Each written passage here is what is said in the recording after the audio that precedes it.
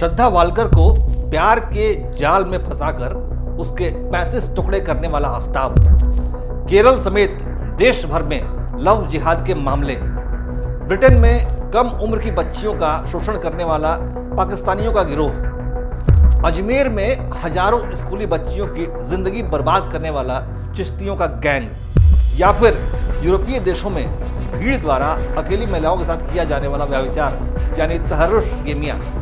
यह सब मामले महिलाओं के खिलाफ जघन्य अपराध के उदाहरण हैं। और पता है इन सब में कॉमन क्या है?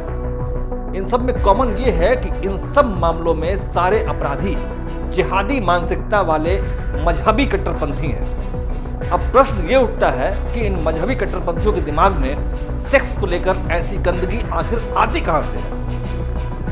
हाल के दिनों में महिलाओं के खिलाफ अपराध की ऐसी घटनाएं अंतर्राष्ट्रीय स्तर पर चिंता का विषय बन गई हैं। एक खास मजहब के कट्टरपंथियों द्वारा किए जा रहे ऐसे घृणित अपराध पर ध्यान इसलिए जा रहा है क्योंकि हाल ही में यूके में ऋषि सुनक सरकार ने ब्रिटेन में पाकिस्तानी गिरोहों द्वारा कम उम्र की ब्रिटिश लड़कियों के खिलाफ यौन हिंसा के मामलों से निपटने के लिए एक टास्क फोर्स गठित की है। ब्रिटेन की होम मिनिस्टर सुएला विवरमैन ने इस तरह के घिनौने अपराधों के लिए खुलकर पाकिस्तान से आए मजहबी कट्टरपंथियों को जिम्मेदार ठहराया है, जो कि गैंग बनाकर टीनएजर बच्चियों को नशे का आदी बना देते हैं और उनका यौन शोषण करते हैं। सुएला ने साफ तौर पर रॉसडेल, रोदरहैम और टेलफोर्ड के 3 सबसे कुख्यात पाकिस्तानी गिरोहों का नाम लिया है। रॉसडेल, रोदरहैम और टेलफोर्ड में बाल यौन शोषण के 3 हाई प्रोफाइल मामले हैं, जिसमें पाकिस्तान से आने वाले मजहबी कट्टरपंथी लड़कियों की तस्करी करने के रैकेट में भी शामिल थे। एक अनुमान के मुताबिक साल 1997 से 2013 के बीच 1400 बच्चियों का यौन शोषण किया गया। लेकिन आश्चर्य की बात है कि सुएला विवरमैन ने जो खुलासा किया उसको लेकर मुस्लिम देशों के लोग सुएला की ही आलोचना पर उतारू हो गए हैं और उनको इस्लामोफोबिक नस्लवादी करार दे रहे हैं। ये एक तरह से उन खूंखार और दुष्ट अपराधियों को बचाने की कोशिश है जो मासूम बच्चियों को निशाना बना रहे थे। इस तरह के घिनौने अपराध पूरी दुनिया में हो रहे हैं। हमारा देश भी उससे अछूता नहीं है।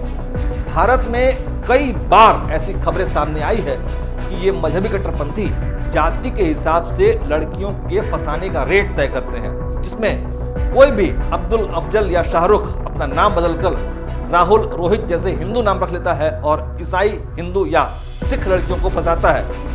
और जो लड़कियां उनके झांसे में आने से इनकार कर देती हैं, उनकी तो ये कट्टरपंथी हत्या तक कर देते हैं। उत्तर प्रदेश में दीक्षा सिंह, झारखंड से अंकिता सिंह, हरियाणा के फरीदाबाद में निकिता तोमर, राजस्थान के कोटा में अंतिमा और हाल ही में चंडीगढ़ में मोहम्मद शरीक द्वारा ममता की हत्या जैसे कई भयावह उदाहरण हमारे सामने हैं। लेकिन फिर भी अगर हमारी आंख नहीं खुलती तो फिर अब कैसे खुलेगी? अजमेर में तो मोइनुद्दीन चिश्ती दरगाह के कुछ खादिमों ने 2 दशक तक सैकड़ों स्कूली बच्चियों का अश्लील वीडियो बनाकर उनके साथ बलात्कार किया। उनको कांग्रेस सरकार के शासनकाल में संरक्षण भी मिलता रहा। इनके काम करने का तरीका यह था कि किसी भी लड़की को अपने जाल में फंसाओ, उससे संबंध बनाओ, उसकी नग्न तथा आपत्तिजनक तस्वीरें ले लो, फिर पीड़िता का प्रयोग करके उसके किसी दोस्त को अपने जाल में फंसाओ, फिर उसके साथ भी यही सब करो और फिर उसके किसी और दोस्त को जाल में फंसाओ। इस तरह से ये एक चेन बनाते थे। अजमेर में चिश्तियों की गैंग ने पीड़िताओं की एक पूरी श्रृंखला बना ली थी, जिसमें कई बड़े बड़े हिंदू परिवारों की लड़कियां शामिल थीं। ये सिलसिला 20 से भी ज्यादा सालों तक चलता रहा। इसमें से कई पीड़ित बच्चियों ने तो आत्महत्या तक कर ली। लेकिन घुमा फिराकर प्रश्न ये उठता है कि आखिर यह यौन अपराधी एक खास मजहब के ही क्यों होते हैं? दरअसल इसके पीछे वो घटिया मानसिकता काम करती है जो पूरी दुनिया को दारुल हरब से दारुल इस्लाम बनाना चाहती है। इसके लिए ये आसान शिकार महिलाएं और बच्चियां ही होती हैं। लेकिन ये मजहबी कट्टरपंथी अंदर से बेहद कायर होते हैं। उनके लिए धोखे का सहारा लेना भी जायज कहा गया है, जिसे अल तकिया का नाम दिया गया है। लेकिन अब दुनिया इन जाहिलों के खिलाफ लामबंद हो रही है। ब्रिटेन ने इसके लिए शुरुआत कर दी है। भारत में भी मोदी और योगी जैसे सनातनी शासकों ने ऐसे नीच मजहबी कट्टरपंथियों की गतिविधियों पर लगाम कसी है। लेकिन जरूरी ये है कि आप सच को जानें। हर व्यक्ति, भारत का हर इंसान इस सच्चाई से वाकिफ हो, क्योंकि सचेत रहने में ही समझदारी है। आपका दुश्मन आपसे दूर नहीं बल्कि बिल्कुल पास में मौजूद है। उसकी पहचान करिए और उसे खुद से दूर रखिए।